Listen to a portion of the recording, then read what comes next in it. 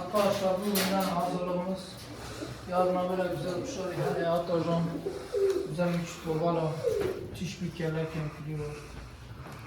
Güzel bir çift bobala. Eğden bir ufak arkadaşlar. Eğden bir ufak. Afalındaki süper birinci sınıf, daransız.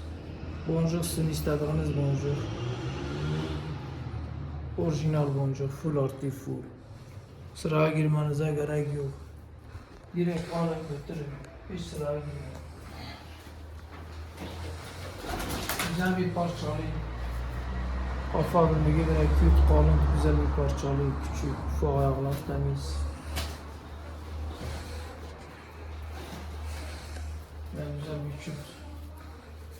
Şimdi ufak, beyaz, kuru gök.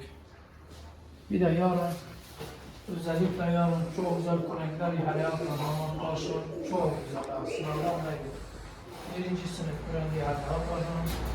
Yarın tüm gösteri beklerim.